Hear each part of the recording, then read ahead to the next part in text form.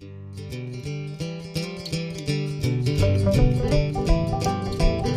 the Gitty Gang Show on Cigar Nation TV. It's the Gitty Gang Show on Cigar Nation TV. And we're coming to you live from CV Gitty.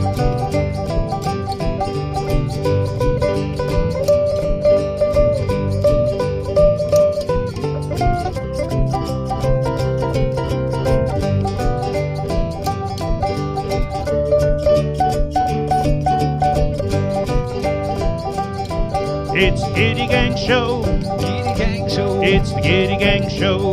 Gitty Gang Show. It's the Gitty Gang Show. Gitty Gang Show. It's the Gitty Gang Show. Gitty Gang Show. It's the Gitty Gang Show on Cigar Nation TV.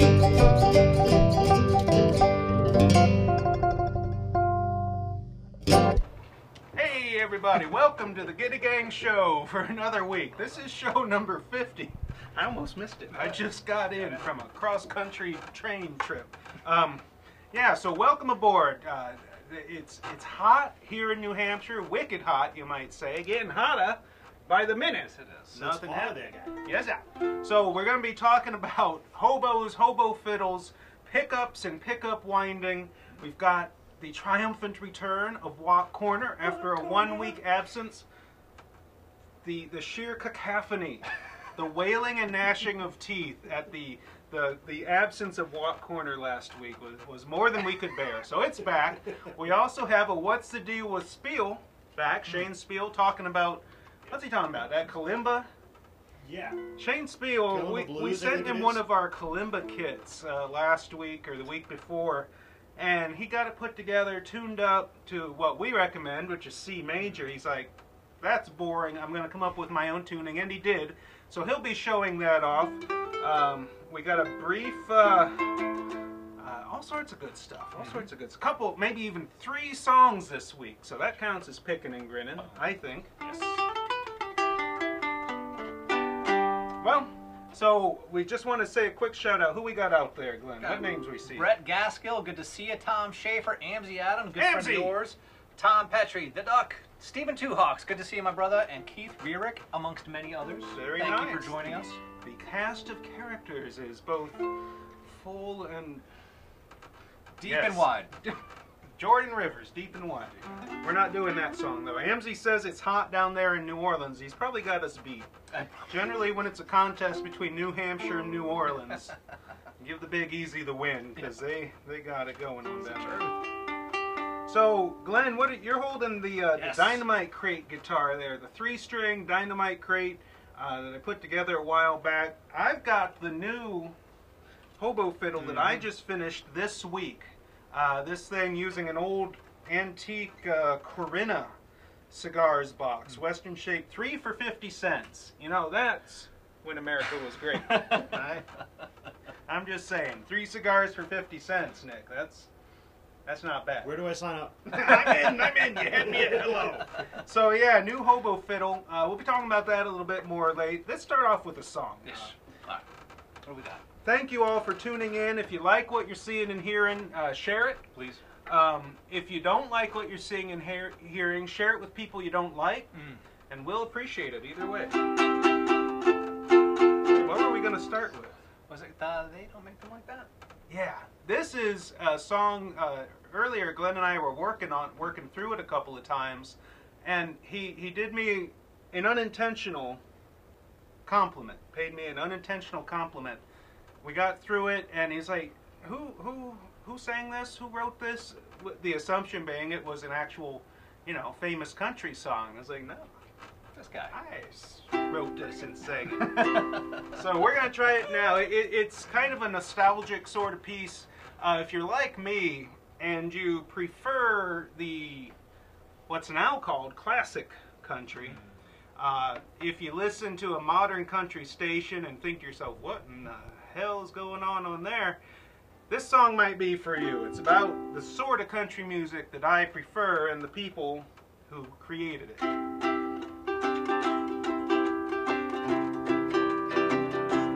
No, they don't make them like that, the heroes of the past, the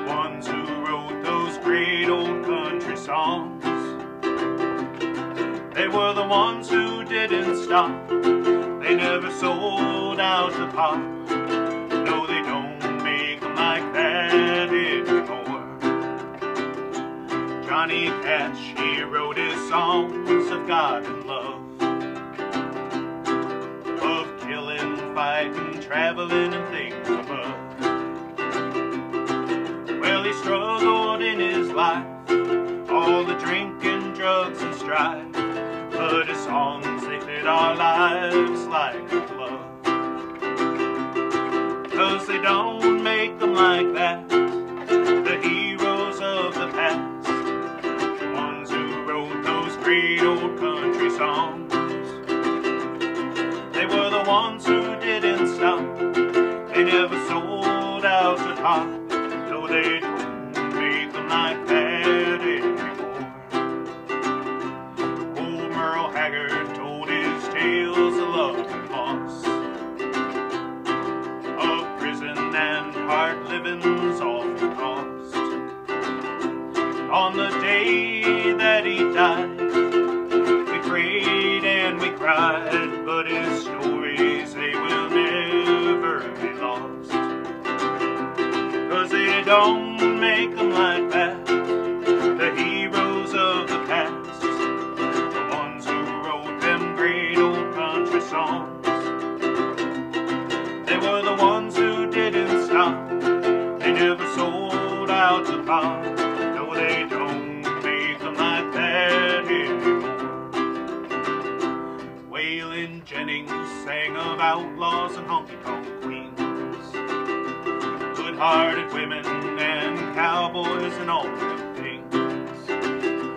With that deep and rolling voice, you didn't have any choice. You'd hang on every word you heard him sing.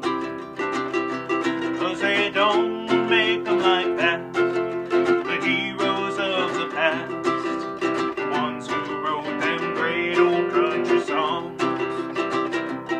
They were the ones who didn't stop, they never sold out the pop. No, they don't make them like that anymore. I can't help but think we got lost along the way,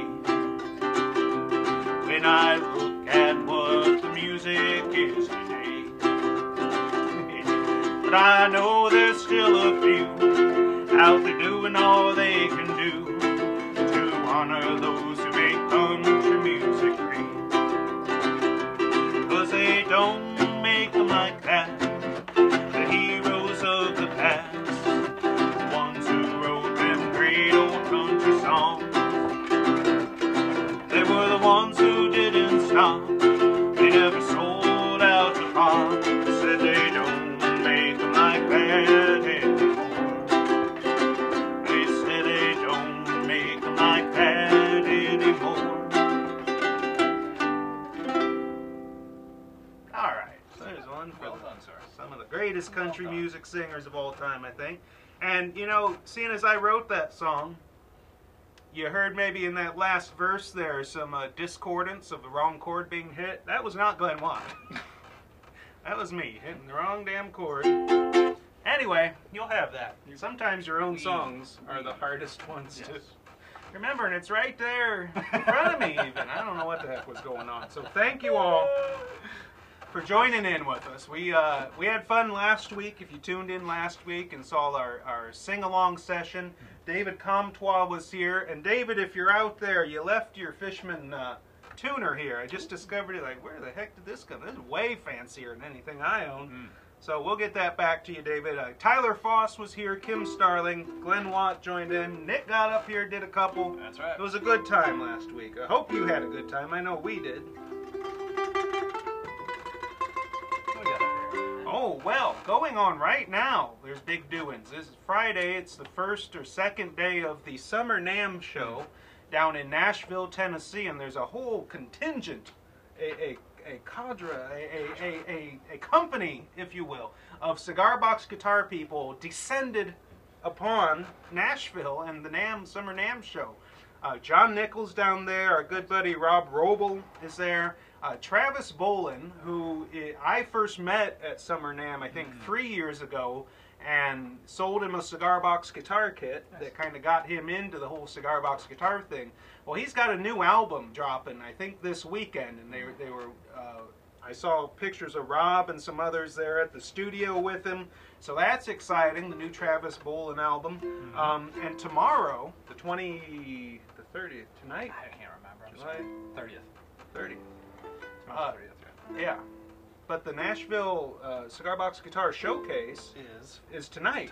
Yeah, tonight, Friday night, the 29th, down there in Nashville. Reverend Peyton's big damn band is going to be headlining that.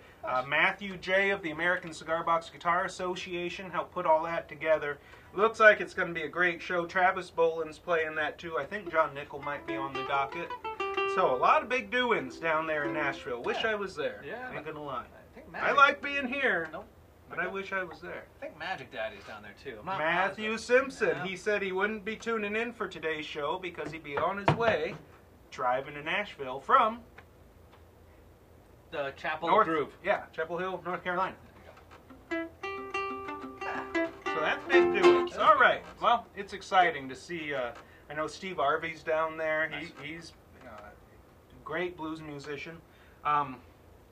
All right, I see Jim Bird out there. I keep looking down because we got our little screen here, seeing everybody tuning in. I'm glad you like that song. Thank you for the kind words and the thumbs up and all that. But I want to talk a little bit about hobo fiddles and what is a hobo fiddle, kind of how they came about. I first started building them towards the end of last year, kind of conceived the idea of the hobo fiddle. I've been reading, still working through a bunch of books and research on the actual history of hobos in America and what caused people to go out on the road like that, traveling, and you know, there's a lot of hard times that led into it. But the hobo fiddle, what Glenn's holding there, and this one, and these others made back here, it's kind of a cross. It's not an actual fiddle at all. It's not a violin or meant to be played with a bow. But I kind of took the cigar box guitar idea with the 3 strings, open G, and kind of combined it with a ukulele concept, nylon strings, so they have that little softer, gentler, warmer sound. Shorter scale, 17-inch scale. But really the idea behind it is what could or would a hobo, an actual traveling person, have built? I kind of came up with the idea of a guy named 3 String Sam, a hobo, a guitar picker, who lost his 6-string guitar when he got put in jail one time and decided the only way as a traveling hobo that he could keep an instrument was if he learned how to make them themselves from stuff that would be available near the train tracks. So an old wooden cigar box that were plentiful back in those days, and some strings maybe salvaged off of out of a trash can behind a music shop, or a piano tuner. You know, there was a lot of that going on, and some salvaged machine heads off an old guitar or something like that, a stick, you know, maybe a piece of an old railroad tie that had split off, or a boxcar sidewall or something like that, and some other hardware, and you put it all together and string it up, and you got something you can play a little song on. So the legend of the hobo fiddle really is a legend that is kind of made up or fabricated in the same way that the guitar itself is, because I've only been able to find a couple of actual references to hobos making their own instruments, and both of those were more related to diddly bows, a 1-string sort of thing with a can resonator.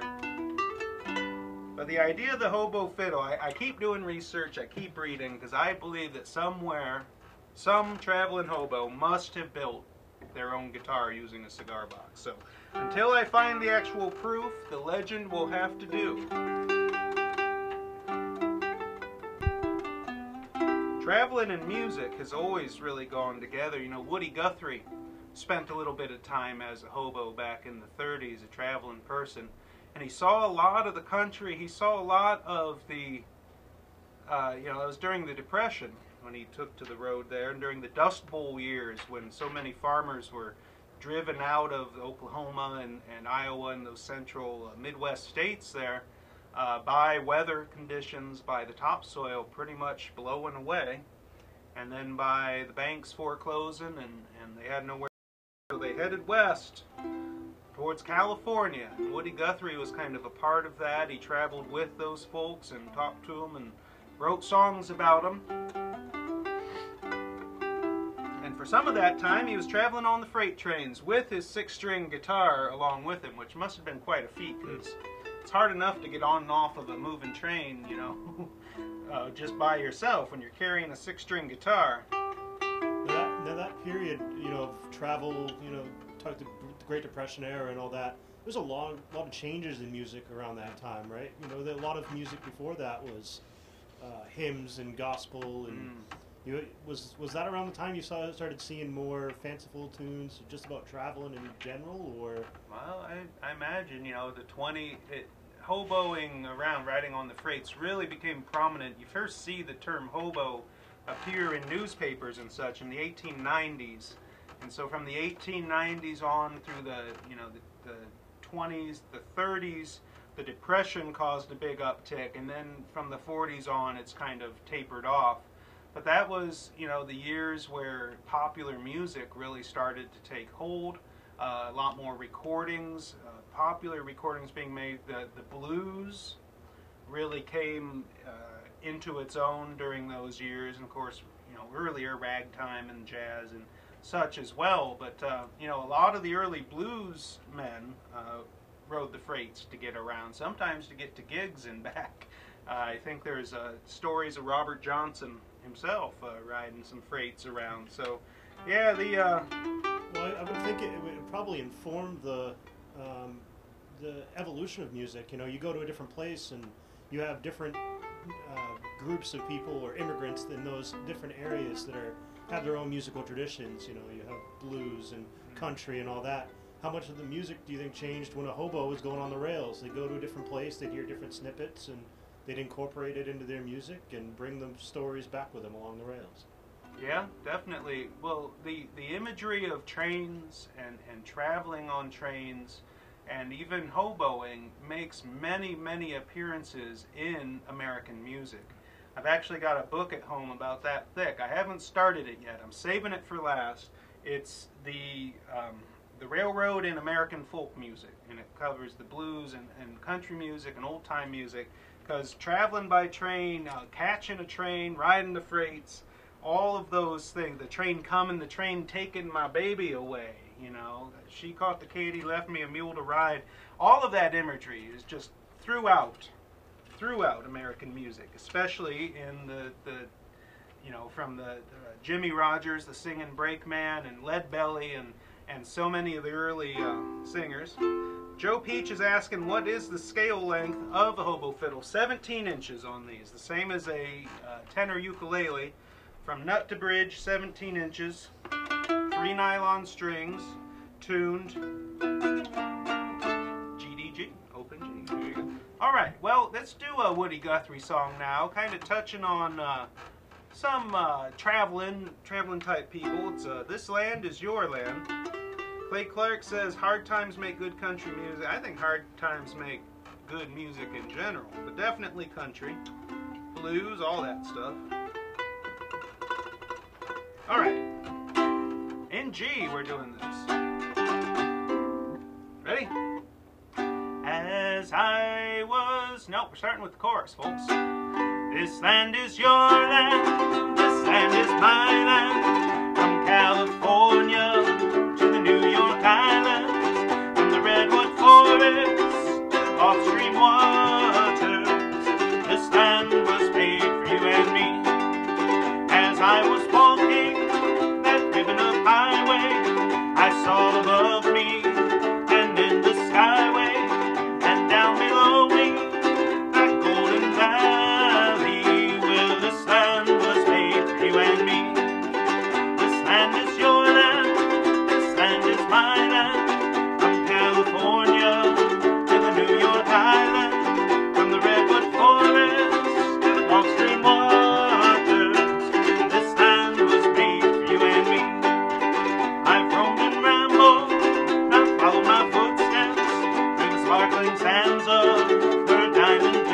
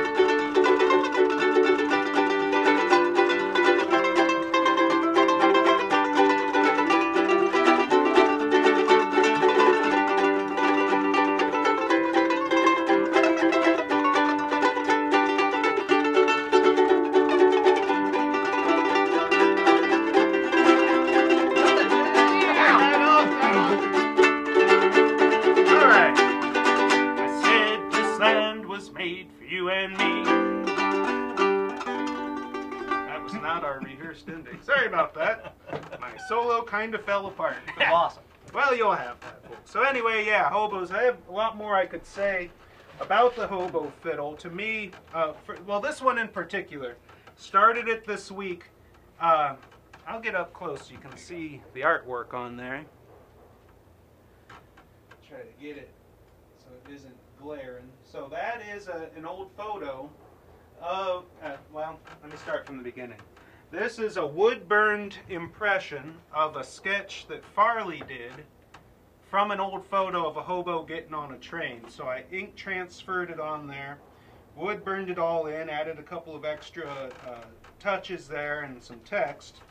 And the neck is from the support beam from an old railroad water tank. From Bellevue, Ohio. It was a water tank that they'd used to refill the steam engine. Well, a friend of mine there had occasion to salvage some wood from it when they took it down back in the 70s or whenever they took it down, and he gave me a big piece of it. And even though it's softwood, I think it's Douglas fir or red pine. I'm not entirely sure. He thought it was redwood, but I'm pretty sure it's not redwood.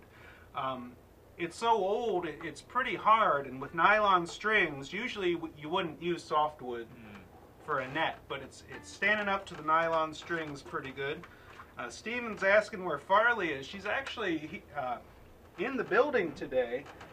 She's been doing some drawing work, splitting her time kind of between the shop and the drawing board, I guess you'd call it, and she just finished this one today. Let me get up a little closer there. So this is a new image, and this really kind of shows the legend of Three String Sam. You see him there by the tracks with his stick and his cigar box and his parts. He's working on building the first hobo fiddle. So this is really some awesome artwork that Farley has put together. Been quite a few iterations of that it's taken to get to this, but this I think is going to be on the front of a hobo fiddle very soon. Very awesome. And it might become the standard one. I got another one, not to babble on too long. Where did I put that box? The box that I wood burned? Yeah, I don't know so much about that. Well, never mind then. It's gone forever.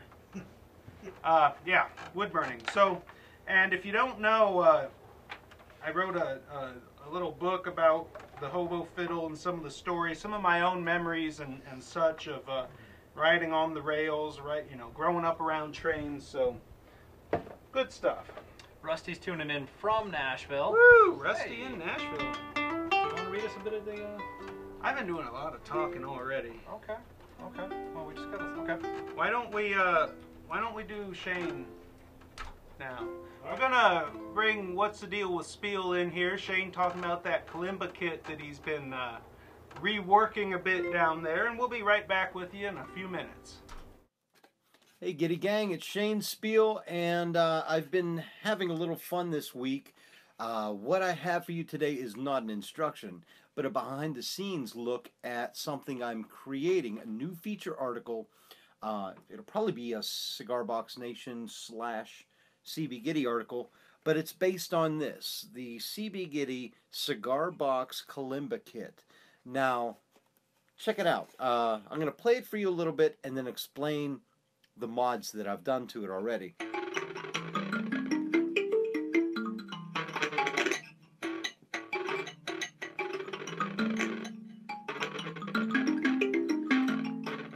Now, what I did first off is in the instructions for this kit, it shows how to tune this to a C major tuning, which means when you play it, it sounds like do, a deer, a female deer, blah, blah, blah.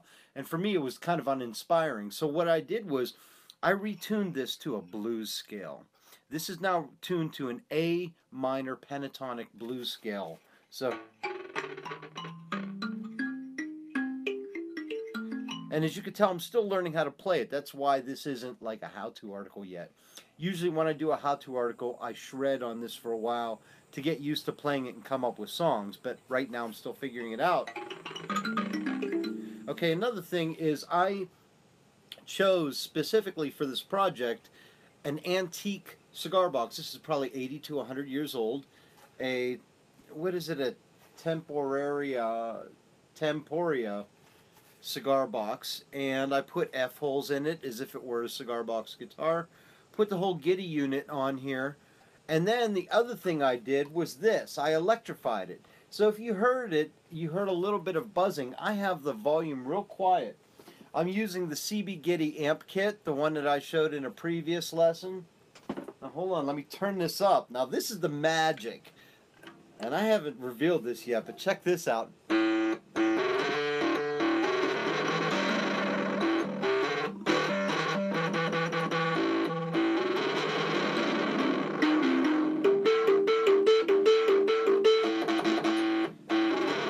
Or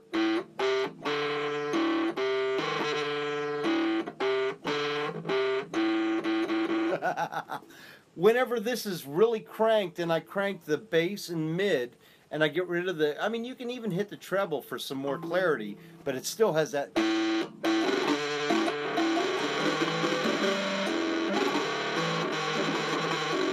Now, one of the things that I'm struggling with is the sustain. These tines just want to sustain, and everything just sounds like mush after a while.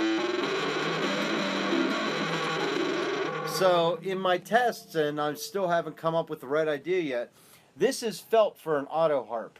You know, this goes, here's an auto harp right here. It goes right underneath the buttons here, and it dampens the strings. So I've been trying in my tests, and I still haven't come up with the proper method to jam some of that in here, and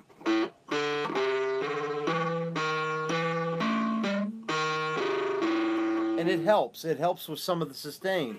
Or maybe I could get some sort of mute that comes down like this. I'm still not sure, but I'm trying to come up with cool reasons. But if you notice, this has sort of a 1960s organ sound to it. Like, or at least one note would at a time. The reason for that is, like, the Fender Rhodes keyboard had many Kalimba tines inside that were electrified. And as you hit the key, it would hit the Kalimba tine. So this is like a poor man's version of a Fender Rhodes, which blows my mind. And it tells me, wait a second, there's more we could be doing with this. So that's what's happening. That's what's the deal with Spiel. And I'm in my overalls, which means I'm headed to a gig soon. But I just wanted to check in and show you what this is all about. So thanks, Gitty Gang. I'm still working up some weirdness with this. Again, get the CB Gitty Kalimba kit. I will be posting tuning guides for A minor blues soon. When you buy the Kalimba kit, buy a preamp with a piezo rod. I'll be showing you how to mount that soon. And if you want the same tone I used, get the Gitty amp kit. And there's no distortion pedal between this and this. This is just, you know, one of the things I was doing was sitting there playing it like this.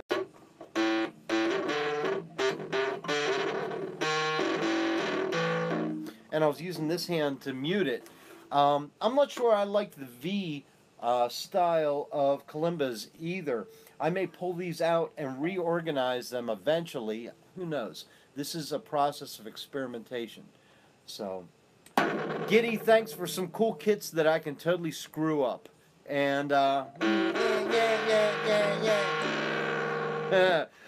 for more information on this kit, go to cbgitty.com. For more information on me, check me out at shanespiel.com. Got lot of good shows coming up. So, thank you guys. Have a great weekend, and I will talk to you soon. Bye-bye. Wicked good jokes. Very funny. Yes, sir. This is one for our Scottish friends. Why do bagpipe players walk as they play? To get away from the noise. Me?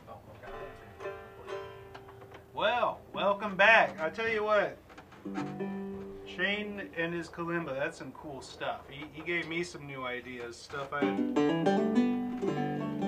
never really thought about before in terms of the kalimba. Now, speaking of new things, this here is a pickup. If you follow the Gitty page, I think it was on the Gitty page, you've been seeing some hinting about hand-wound pickups coming out of CB Gitty here. Well, this is one of the first prototypes. Here, why don't you hold that? I'm going to come up close. Show that thing off there. Speaking of hobos, look at that. We got a caboose on there and the word hobo and a little CB. Oh, no, this is an early prototype that doesn't have the Gitty branding yet, but it will. So Glenn's a little more skilled on the fancy picking than I am. So and we're taking it through a little rolling micro cube, just a little bit of reverb on there.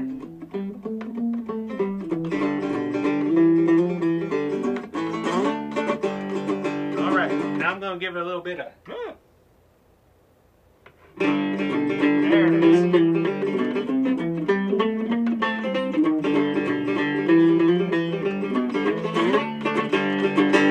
Yeah.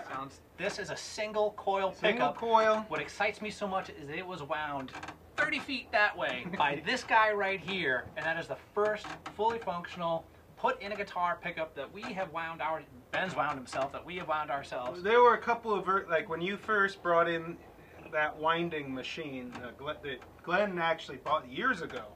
Bought it, decided pickup winding is horrible. Make pickups and make $1 million. Yeah, promptly gave up, brought it in. I made 3 pickups and promptly discovered, wow, this isn't very fun. And it's sat on a shelf ever since. Well, the other week, Glenn mentioned something to Jeff Rich, who's our in-house mad scientist, really. And Jeff decided to get it. Anyway, short story long, which is my way of doing things, we've got the first prototypes rolling off here. Now, somebody asked, I think it was Rick Flink, how many wraps of wire? This one was 5,000, 3 Alnico 5 magnets, 0.7 inches tall, 5,000 wraps, came out to about 2.18 kiloohms of impedance. I just tried one earlier today with 6,500 wraps and it was just over 3K.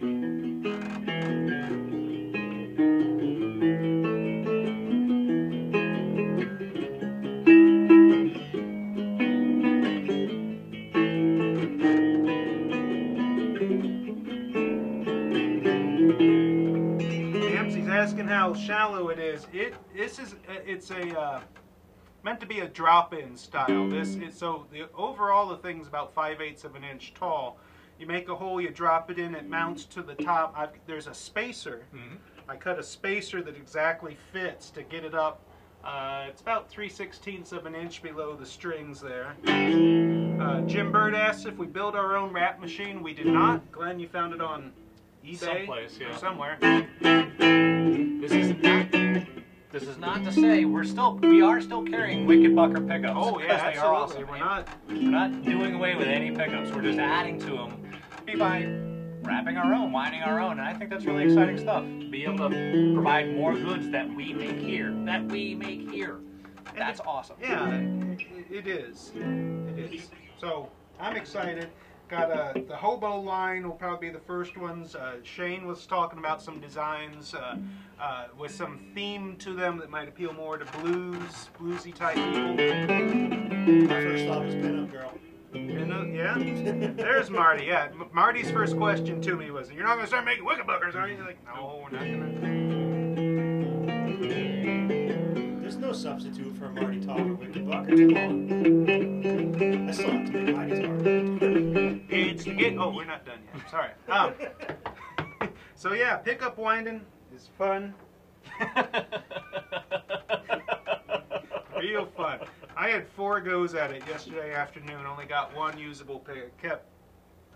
It takes some getting used to. It does. It does. So what's next? What do you got? So we got the pickup winding. We got a possible song performance. Heyo! Or Jim Morris, or Walk Corner. Why don't we do Walk Corner? I want to save this 3rd song for towards the end, folks. So yeah. So that was He's doing his own Acapella. doing his own theme song. Terrible. Terrible. I could have done that while that was plugged in, but I didn't. So thank you all for being here. This is, of course, the corner segment where we take what it is that you have shared with us, normally, and share it back with the rest of the world. But this week, I have a little bit more to share than just customer submissions, although I do have Martin Tauber up in my up in the queue. But first, what I'd like to get to, Nick has on deck here, is an image from a local elementary school. Very fun. One with Ben standing in front of a road sign, which was awesome. There we go. Hey! And there's a room full of children who all built Canjos kits that they got from us. Now, right up the road, just a little further north in Rochester, here in New Hampshire, these 60 kids all built Canjos, and this picture is on the day. It was taken on the day that they got to take their Canjos with them for like the last day of school, to go home with their Canjos and wow their parents with music for the rest of the summer. But what was really special about this was being a part of, Ben and I sat down before the school year started with the two teachers who ran this, a music teacher and an art teacher. And the art teacher wanted something fun and engaging to teach history and different mediums of art. And the music teacher wanted something to engage her kids with, to teach music, as opposed to just a recorder, as opposed to having them sit there and listen to her play piano. They engaged in the act of making stuff. And it was so cool to see these kids, each one of them, even the shy ones, were lighting up when they got their Canjos at the end of the day, and we all played a song together, and it was a really, really special occasion. Speaking of shy, check out that bearded hat-wearing guy all the way in the back of that, way in the back of that photo. Look at him back there. Yeah, he's a weird one now. Where's Watto? Oh, we got a new segment. New segment, yep. So I hope y'all can get a kick out of that. It's just really cool to be with some kids and having them making stuff and being a part of a business that helps facilitate that. So the Education Outreach Program, if you're not familiar with it, that's what we do here to help you all out. Now, Nick has for you next an image, again with more kids, but this one is with kidless in the picture. There's a lineup of ukuleles that are Gitty lelies that we make here. So we make the kits, and then we send them to you, and then you assemble your own Gitty lely. Well, that's what this is. There was 100, if we can stay on this one, that's awesome, thank you. I'm sorry, and there's a bunch of Gitty lelies that a camp down in Missouri by our good friend Dana. Our good friend Dana got all these kits, 100 total actually, to assemble 100 total to assemble for Gitty lelies for her Bible camp down in Missouri with Connect Church down in St. Louis, Missouri. And in the next image that Nick has for you, as you can see Dana here talking to a room full of kids as they all practice playing their Gitty lelies together. These are kids who are not classically trained in any music. They're getting together over summer camp and learning how to play Gitty lelies that they got from us, that they assembled themselves and performed together as a camp. We have video, or there is video on Facebook that Dana has shared, and the church, Connect Church over in St. Louis has shared, but we don't have the video footage to show to you. But if you want, you can certainly, after this show, possibly go on over there to check it out. It's really cool to see all these kids playing the instruments that they made themselves together. And in the next image, yet another child-inspired thing. We have Sheila up in Springvale Library up in Maine playing a Canjo that she made herself with me. But in the next image, you'll see the collection of individuals who, because we had another Canjo making class, but this one is up in Springvale Library, and this one, Farley was kind enough to go with me on Tuesday to help out the library with these kids. And I tell you, man, there's nothing like sitting or standing or moving around a room of kids who are just elated to actually engaged in making something with their hands. They're lighting up, they're happy, they're talking, they're just, this is something I can do. Now, they need a little bit of help because they're young hands, need a little bit of help driving screws into the wood and whatnot, but when it's all said and done, you can't, unless you've experienced this yourself, you can't imagine the kind of joy that you see in a child's face when they lift this Canjo up and they hear it, they're plinking it, and they're making music. Because if you're not familiar with it already, we have a bunch of Canjo tablature on cigarboxguitar.com, Canjo tablature, and they're all learning how to play Twinkle Twinkle Little Star, and when the Saints Go Marching In. It was really a trip. It was really good stuff. I'm glad that we were part of that, and glad that we could facilitate more kids getting involved in making music. And last, and I see that Farley's out there. That was a big ups to Farley for participating in that. And last, what we have here is from Martin. If we could stick on this one real quick. This is Marty Tauber going up in his home state of Maine, vacation land, the way that life should be, Lobster State. And Marty has been working with the Travis Mills Foundation, which I'll tell you a little bit about in a second. But these are words from Martin himself. Marty, if you're still out there. This is Marty and a guy named Mike. So these are the pics Marty sent, and as he writes, from this past Saturday at the delivery of all the great builds to the veterans at the Travis Mills Foundation, which is up in Rome, Maine. The vet on the patio with Marty his name is Mike. And in the next image you'll see Mike. He is a veteran ambassador there at the Travis Mills Foundation Resort. Mike played for about an hour with Marty and had a blast. And the next image you'll see the young lady whose name is Kelly. She is the program director at the Travis Mills Foundation in Rome, Maine. She was resistant, as Marty writes, she was resistant to play a 3-stringer, which he had brought with him. So he introduced her to the banjo. After 2 minutes of playing, she was Twinkle Twinkle Little Star. She was playing like a pro. And I believe it, Marty. That's awesome stuff. Now, and on this last image, if we can stick with this, Marty writes, it was a rewarding day, and a big thank you to all these guys, John Manos, John Collins, Steve Richard, who all contributed guitars to this effort. CB Gitty Crafter Supply, Ben himself, who contributed guitars and books, and for making this happen and bringing the healing music to the vets who are getting their lives back together after suffering serious injuries. And that wraps it up for Martin's experience. I just want to let you know what Marty has been trying to do up there. With all the good work that Martin does, the Travis Mills Foundation, if you are unfamiliar, the Travis Mills Foundation Retreat in Maine is where veteran families who have been injured in active duty or as a result of their service to our nation, the United States, participate in adaptive activities, bond with other families, and enjoy much needed rest and relaxation in Maine's outdoors. If you haven't been, it's amazing. And the retreat provides recovery, camaraderie, spousal support, thank you, reconnection, relaxation, and reintegration of our military heroes. Thank you, Marty, because that is downright awesome. And I'm glad that I work for a guy that's willing to contribute to such a thing to help people who have served our country and who need help reintegrating and being into our society and our culture and being a good part of their family. So thank you very much, Marty. You're awesome stuff. And that is... Huzzah! Thank you very much. Walk more. And that's all I got. That's it? Yeah. All right. Well, that was good. Thank you. That was good. Glad you're back.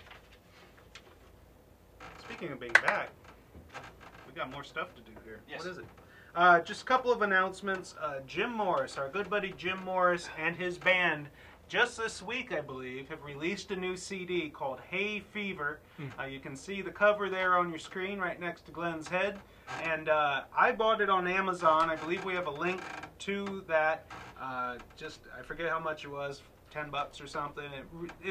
I gotta tell you, I like bluegrass, I like country, I like all kinds of music. This is my kind of music, that kind of old-timey mountain music. A lot of bluegrass, they get going so fast and all these crazy solos and such. This is just good old down-home mountain music, my kind of stuff. String, you know, I got the mandolin and the fiddle and the... So check it out. If you like that kind of music, this is a great album to have. Hay Fever. Featuring our good buddy Jim Morris, who you've seen and heard about on this show many times. Yes. For good reason. Turns out.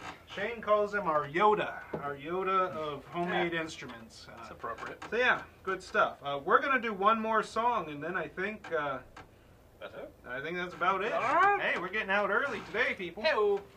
So, now here's the thing about this song. I'm going to be bringing in a microphone, because this is a little low for me, and trying to sing loud enough to hit the condenser mics.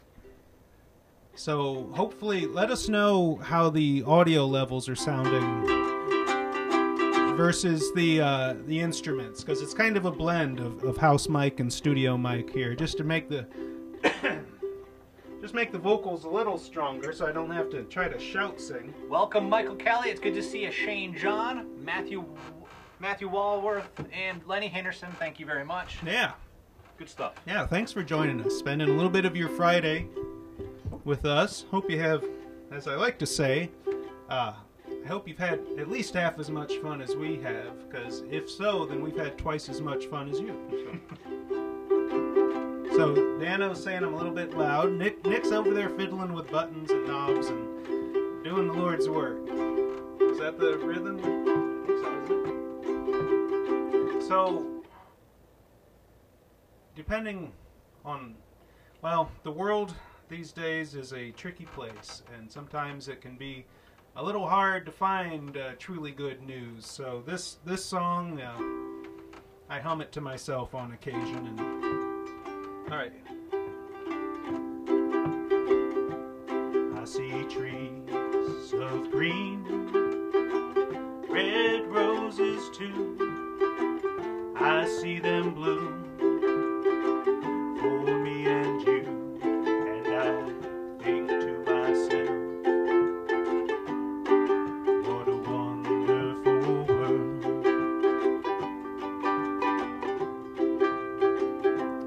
I see skies of blue and clouds of white, a bright blessed day, dark sacred night, and I think to myself, what a wonderful world.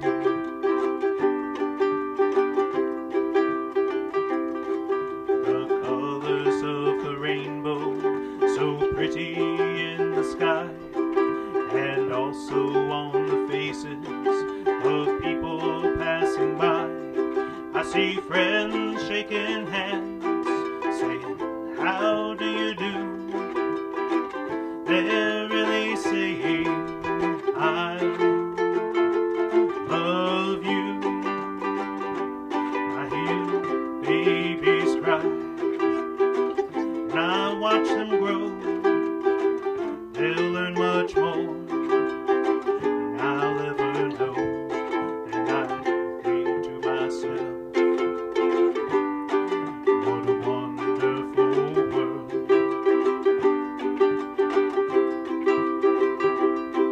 The colors of the rainbow, so pretty in the sky, and also on the faces of people passing by. I see friends shaking hands, saying, how do you do? They're really saying, I love you.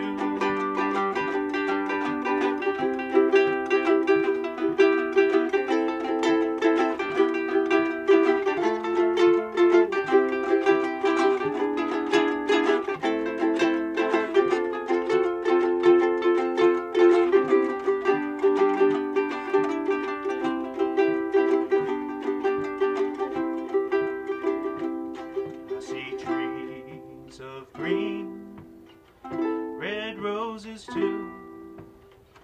I see them bloom for me and you, and I think to myself,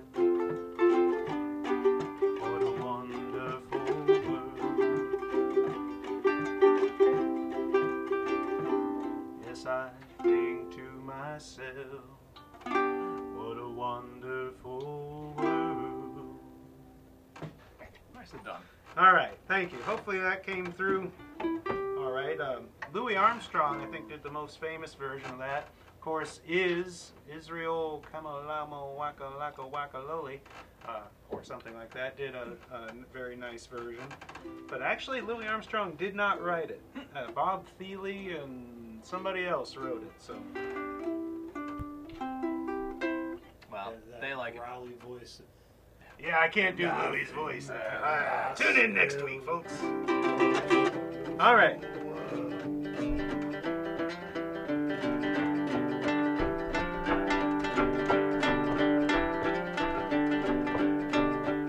Hum a few bars, I'll fake it. It's been the Gitty Gang show on Cigar Box Nation TV. It's been the Gitty Gang show on Cigar Box Nation TV.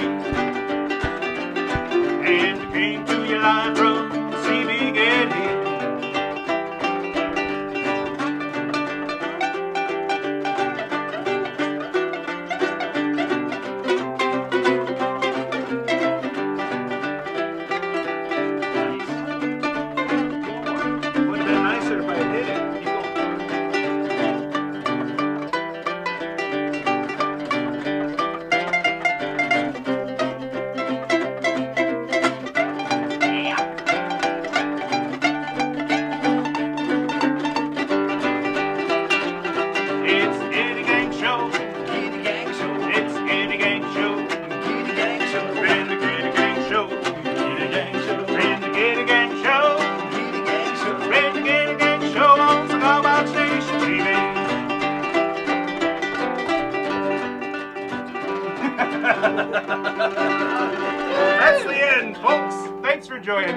again next week. Yeah, that's all I got. All right, that's Hey, shut it down.